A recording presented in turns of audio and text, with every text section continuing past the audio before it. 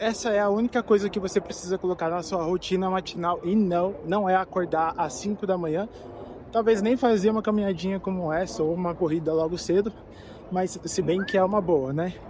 E o que eu quero mostrar para você nesse vídeo é o que eu fiz para eliminar da minha rotina, quer dizer, o que eu fiz para eliminar uma rotina ansiosa e criar uma rotina mais saudável no meu dia a dia.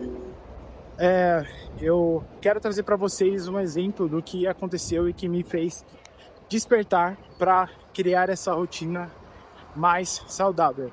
Em 2022, eu estava morando sozinho, comecei a morar sozinho novamente, né? Eu acho que pela segunda ou terceira vez, eu não tô lembrando direito.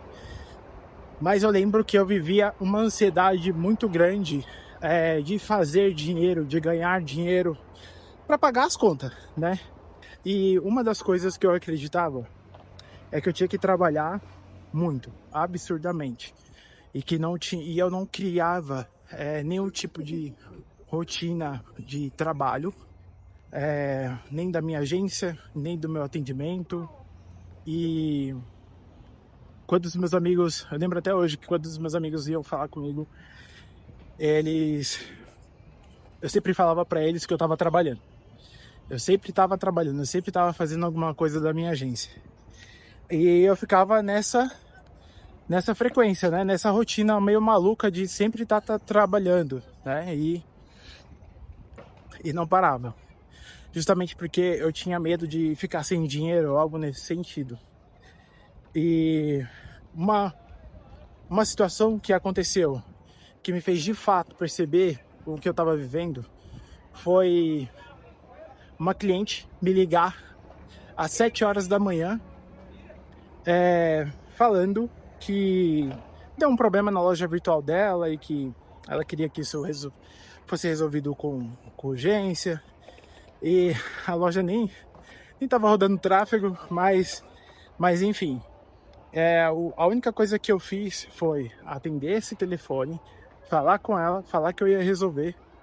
E o que eu fiz?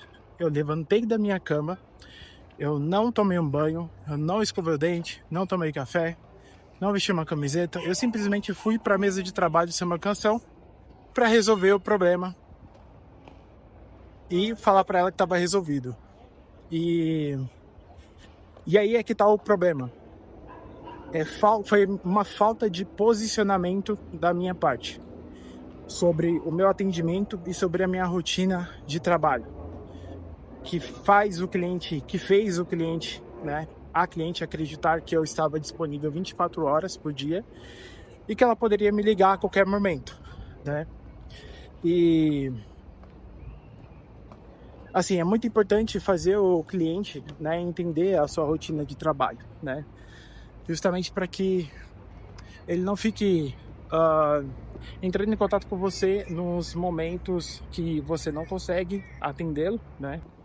E uma coisa que na época eu refleti bastante sobre essa questão da falta de posicionamento por conta do nosso medo da perda, do nosso medo de perder. Então, no caso, eu tinha medo de perder o cliente e eu não me posicionava. E aí ficava uma bagunça, né? O cliente achando que minha agência funcionava da forma como ele queria, minha empresa, né? Funcionava da forma como ele achava que era. E assim, imagina agora quantas coisas, em quantos momentos existiram na sua vida que você poderia ter se posicionado e você não se posicionou porque você ficou com medo de perder algo, né? Com medo de que seu cliente cancelasse o serviço com você, com medo de você ser demitido ou, sei lá, de levar uma bronca, enfim, adapta aí para sua situação, né? E assim, uma coisa que eu acho interessante é que assim, isso também me fez criar uma dependência de Deus, né, de Jesus. Eu sou dependente deles e não de outras pessoas, não dos meus clientes e talvez nem mesmo da minha própria agência. porque eu acredito no amor e no que Jesus pode fazer pela gente, né? E que tem algo maior sempre olhando pela gente. E que em momentos difíceis, né, como já aconteceu na minha vida, vai ter sempre alguém nos acolhendo e que foi enviado por Deus, por Jesus, enfim, pela nossa espiritualidade. Porque assim, eu acredito que a gente tem que realmente se esforçar de fazer o que tem que ser feito, né? E às vezes a gente não pode contar com a ajuda das pessoas, mas que também o mundo é muito amoroso e que ele tem, que ele pode nos acolher de alguma forma, né? E outro ponto que eu queria trazer sobre essa questão da falta de posicionamento é muitas vezes por você acreditar que tem que engolir sapo, né? Eu acho que isso até é algo muito cultural do brasileiro também, né? De engolir sapo, porque os pais fizeram isso, porque os avós fizeram isso, justamente para não perder algo, né? Isso tem até a ver com uma questão sistêmica e ancestral também, né? Porque, no caso, eu sou descendente de índios e escravos também, né? Então, imagina a época que essa galera, né, sofreu repressão, né, na época deles, em que eles não podiam falar, não podiam se posicionar, não podiam fazer nada, e se fizesse, era chicoteado ou morto, né? Agora imagina que isso foi passado de geração para geração, né? Os filhos foram educados dessa forma, né?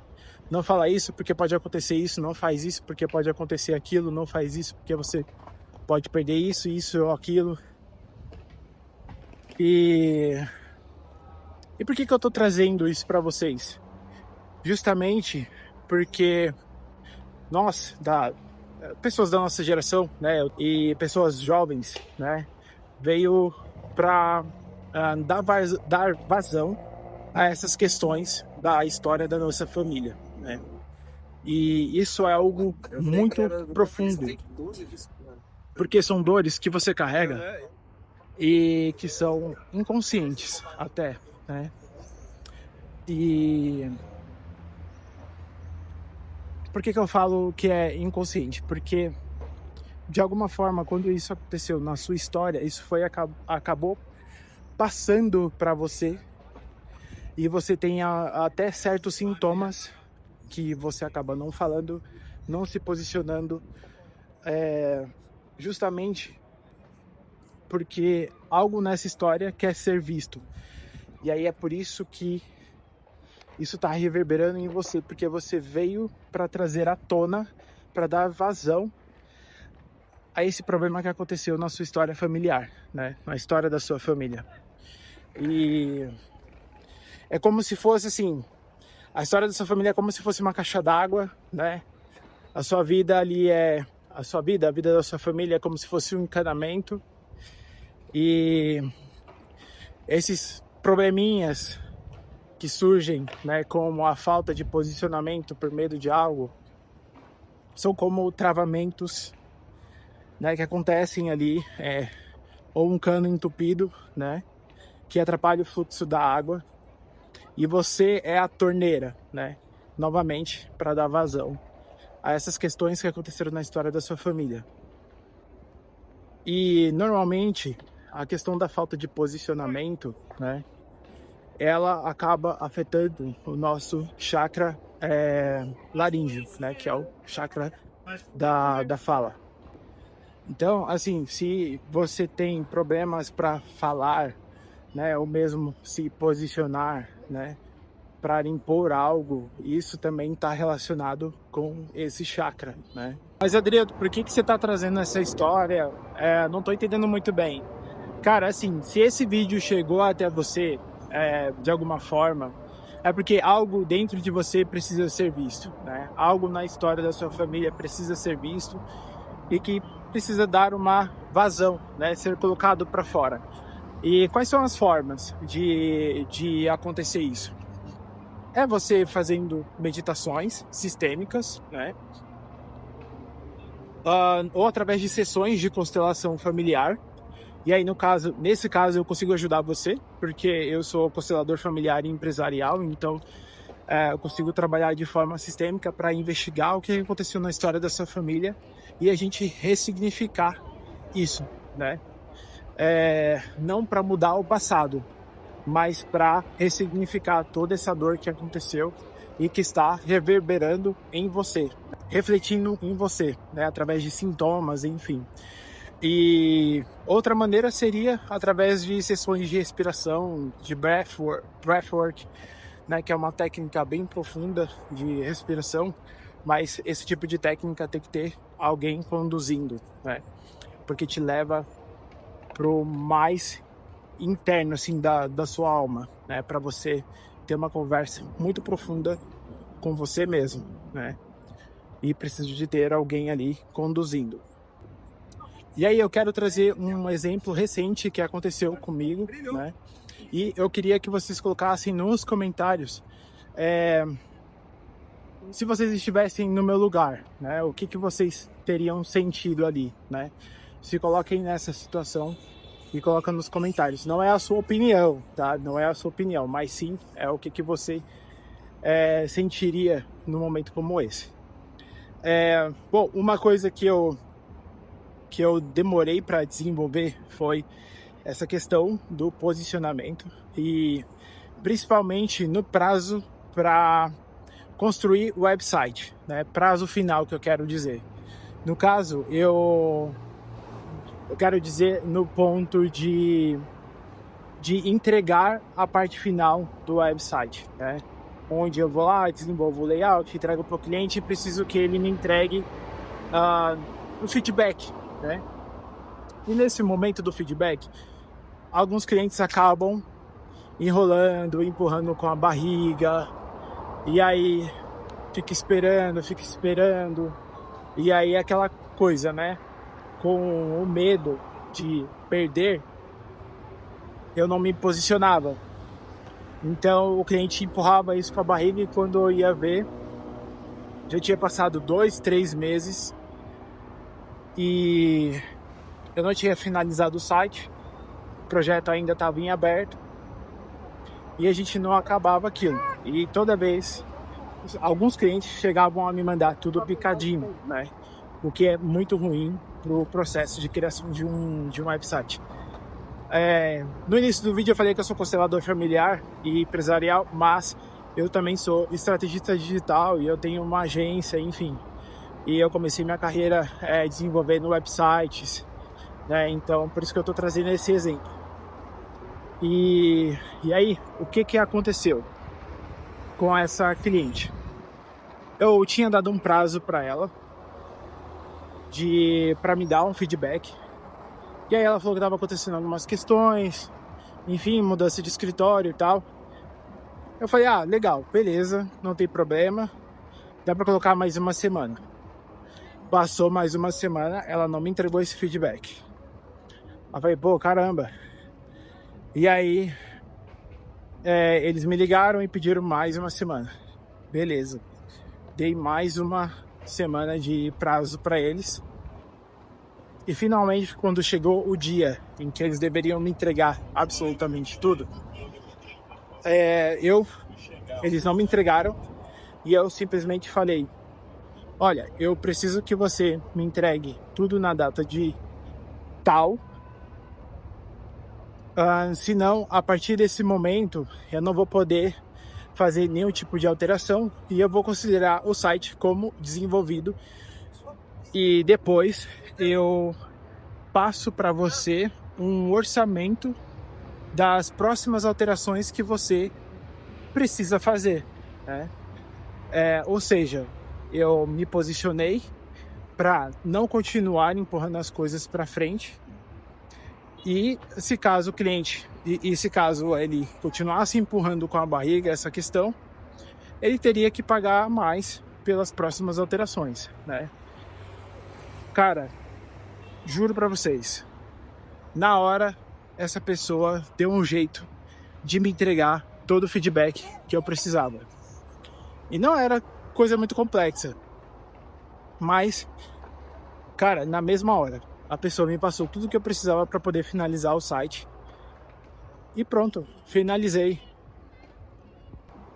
Quando eu comecei a treinar esse tipo de posicionamento, no início eu achava que eu era arrogante, que eu poderia parecer arrogante, né? Ou algo nesse sentido. Mas, na verdade, não. Cara, isso são regras da sua empresa, né? Não é só porque o cliente está te pagando que tudo tem que ser como ele quer, né? Ou como ele bem entende. Você é o dono da sua empresa, é você quem cria as regras, né? E o seu cliente precisa entender isso.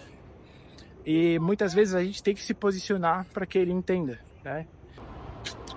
E se posicionar é um desafio diário, né? Não literalmente, mas isso vai acontecer algumas vezes na sua vida para que você se posicione e desenvolva isso. Porque, assim, se você não se posicionar, não só no seu negócio, no seu trabalho, em qualquer área da sua vida, as pessoas vão sentar e cagar em cima de você, né? Elas vão achar que você é o bonzinho, que podem fazer o que bem entendem, e no final de tudo você é que acaba se lascando, né? Então é isso, galera. Se esse vídeo ressoou com você, comenta, curte, compartilha. Bora trocar uma ideia sobre esse assunto. E tamo junto. Até a próxima.